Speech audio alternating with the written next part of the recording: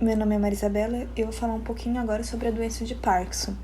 A doença de Parkinson é uma doença lentamente progressiva e degenerativa, caracterizada por tremores em repouso, rigidez muscular, movimentos lentos e diminuídos e instabilidade postural. É causado por uma diminuição intensa da produção de dopamina no corpo, que é o neurotransmissor que ajuda a realização do movimento voluntário do corpo de forma automática. Na falta da dopamina, o controle motor é perdido, ocasionando sinais e sintomas característicos da doença. A causa, a etiologia. A causa das doenças de Parkinson pode ser multifatoriais, podendo ser genéticos, toxinas ambientais, estresse oxidativo, anormalidades mitocondriais e alterações do envelhecimento.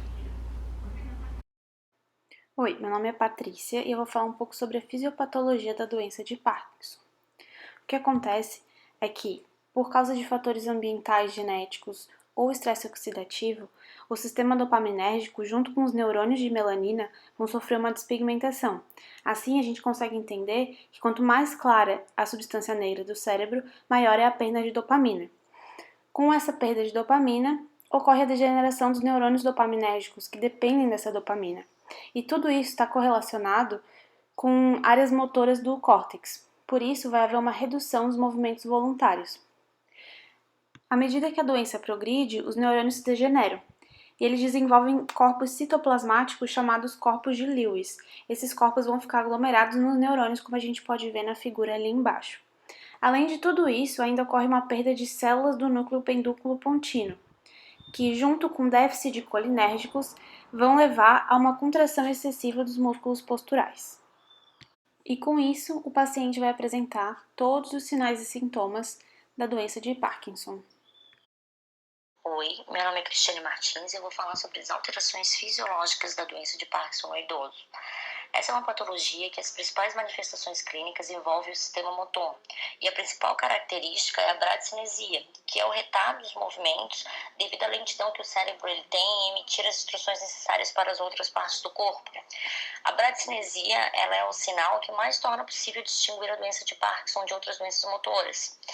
Ainda envolve outras características, como tremores involuntários, rigidez muscular, redução da expressão facial desses pacientes. O paciente também desenvolve hiperlordose cervical, e essa projeção para frente ela compromete a fala, a mastigação e até as vias respiratórias. Além disso, essa patologia ela traz outras séries de problemas, como os distúrbios do sono, depressão, exclusão social. Sendo assim, ela é uma doença que deve ser tratada por uma equipe interdisciplinar. A progressão em si da idade, ela já provoca essa senescência natural e fisiológica do ser humano. Com a doença de Parkinson, baixa ainda mais a qualidade de vida, tornando o paciente ainda mais incapacitante e reduzindo ainda mais a expectativa de vida desse indivíduo. Bem, eu sou a Natália e eu vou falar um pouco sobre as implicações nutricionais da doença de Parkinson. Então, um dos pontos é a perda de peso por causa de alguns fatores como gasto de energia pela movimentação intensa, como tremor, rigidez e movimentos involuntários que são anormais. Outro ponto é a redução do apetite por causa das náuseas, vômitos, mal-estar estomacal, redução da sensibilidade do paladar e olfato e até mesmo por causa dos quadros depressivos que podem acompanhar essa doença e ajudar na redução do apetite. Dificuldade de mastigação e deglutição como consequências da rigidez da face e por causa do estreitamento do esôfago, a queda dos dentes, dentaduras mal adaptadas e presença de múltiplas doenças que acaba por conta da idade, a orofaríngea, que é uma disfagia e a dificuldade de engolir, seja alimentos, secreção e medicamentos, que acaba também dificultando esse quadro. Provoca consequências em relação à nutrição, como a hidratação, função pulmonar, até mesmo prejudica o prazer, o prazer alimentar e a vida social do indivíduo.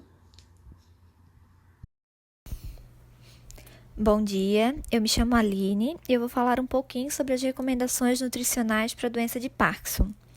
Assim como para a esclerose múltipla, não existe uma RDA específica para a doença de Parkinson, então a gente utiliza a mesma RDA para idosos, Nosso papel como nutricionista, então, é ofertar uma alimentação balanceada que atinja as necessidades nutricionais do paciente.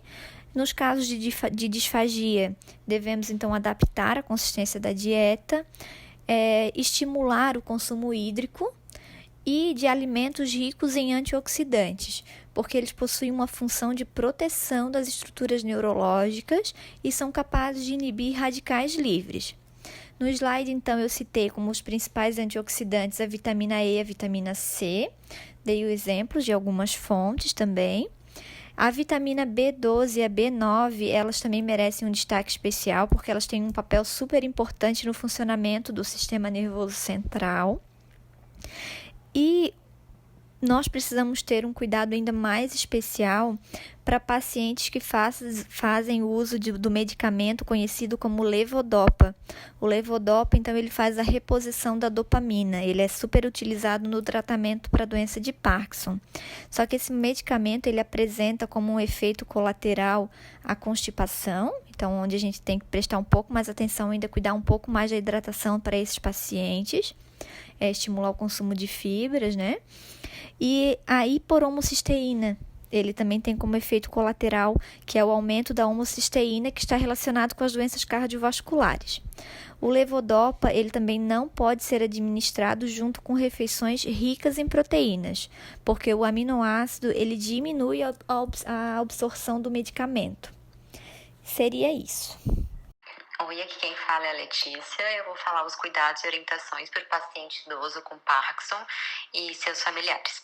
Bom, a primeira coisa, então, que os familiares precisam saber é que a doença ela é progressiva e que alguns cuidados vão ter que ser adaptados na rotina familiar. Para que esse idoso que tem Parkinson não corra risco de acidentes domiciliares, tá? Então, pequenas mudanças dentro da casa já vão facilitar muito a vida do idoso, como, por exemplo, organizar a cozinha, facilitando o acesso dos objetos que ele usa mais, retirar os tapetes escorregadios, ajustar a altura da cama, instalar barras de apoio pela casa, principalmente banheiro, perto da cama e nos corredores.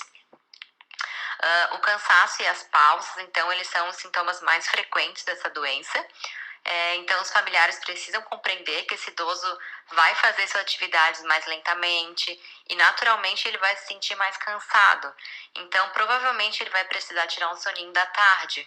Mas também é importante cuidar desse tempo de sono para que ele não fique com insônia durante a noite. Também é muito importante que o idoso se sinta útil. Ele precisa fazer suas atividades, claro, na medida do possível, né? Para que ele se sinta vivo, com saúde, além de gerar um sentimento de inclusão. Então é importante incentivar ele a escovar os dentes, pentear o cabelo, colocar um creme, a ler e fazer suas atividades normalmente. Claro, sempre na medida do possível, né? Como eu falei ali em cima. Então, apesar de a mobilidade ser o principal obstáculo desse paciente, ele precisa se manter mentalmente ativo, né? Então, estimulando sua criatividade, inteligência e imaginação.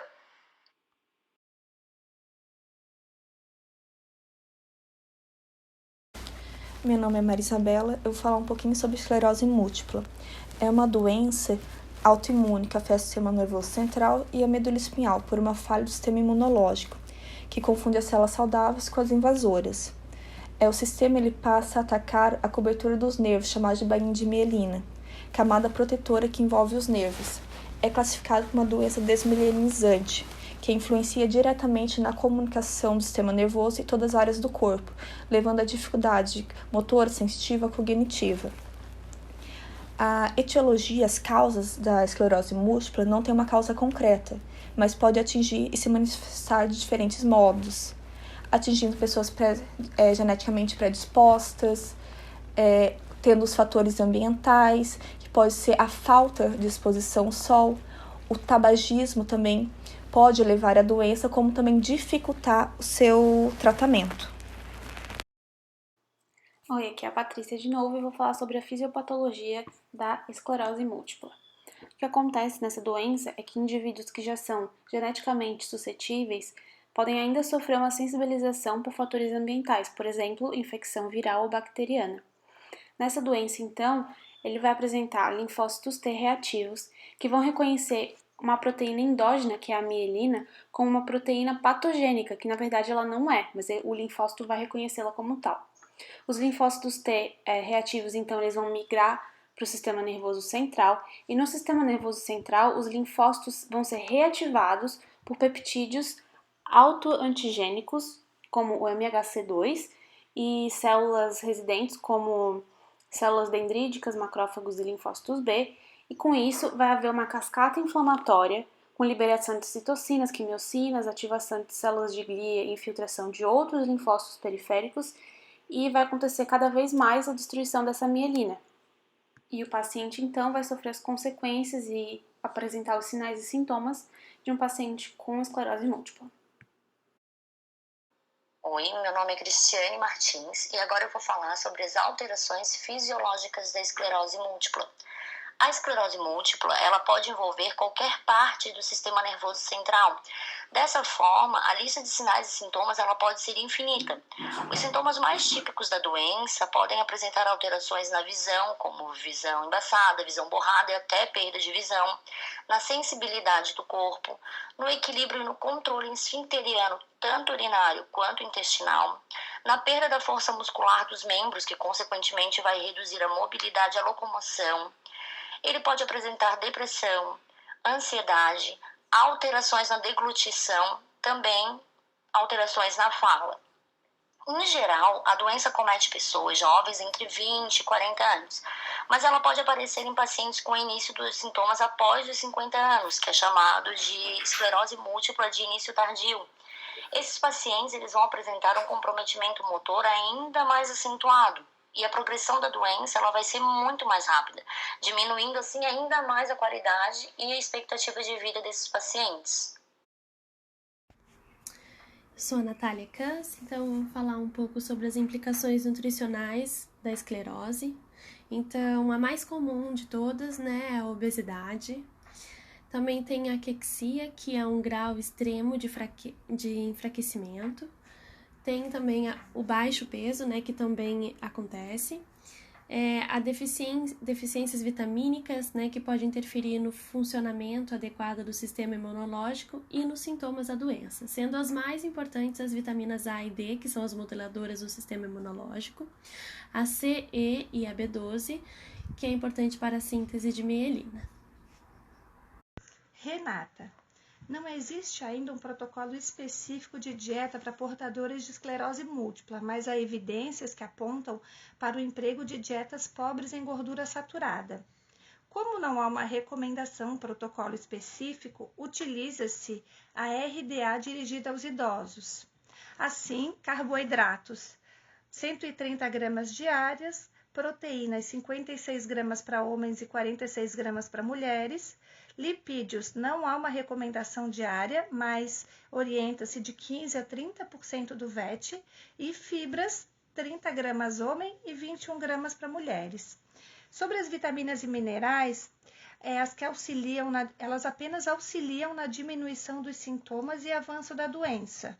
São as vitaminas antioxidantes, que é a C e a E, e as vitaminas que auxiliam no fortalecimento do sistema imunológico, que é a D e a A. Merece um destaque a vitamina B12, que auxilia na síntese da bainha de mielina, retardando a progressão da doença. Dos minerais, destaca-se o zinco e o selênio como potencial antioxidante. E, por fim, a suplementação com ômega 3. Como ele é um potente antioxidante e anti-inflamatório, o ômega 3 tem demonstrado que os pacientes ficam menos propensos aos sintomas da doença. Sobre os cuidados e orientações para o paciente idoso com esclerose e seus familiares. Então, a primeira coisa que eles precisam saber é que a doença ela é instável e ela é caracterizada por surtos, ou seja, é muito comum que esse idoso vai ter sintomas como tontura, dormência, desequilíbrio e dificuldade para enxergar, mas que esses sintomas desapareçam rapidamente. Então, pode ser que ele fique uma semana sem sentir nada, pode ser, e do nada apareça um surto forte, tá? É importante, claro, que esse idoso conheça seu limite, mas isso só vai acontecer com tempo e experimentação, então tem que ter paciência. E por mais que a atividade física não altere a evolução da doença, ela vai trazer outros benefícios, então é importante fazer. Vai ajudar nos sintomas como fadiga também, e principalmente se os movimentos já estiverem comprometidos. Aí é importante um tratamento multidisciplinar, né? Incluindo fisioterapia para a reformulação do ato motor. Usar calçados fechados para trazer maior estabilidade, para que ele se sinta mais seguro e com menos fadiga. O uso de barras de apoio também é muito importante, principalmente perto da cama, de banheiros, corredores, né, para ajudar na mobilidade também. E para reduzir o tremor e a incoordenação, é recomendado talheres mais pesados e fixadores de prato. E aí, em muitos casos, também vai ser necessário o uso de bengalas para dar mais segurança e estabilidade.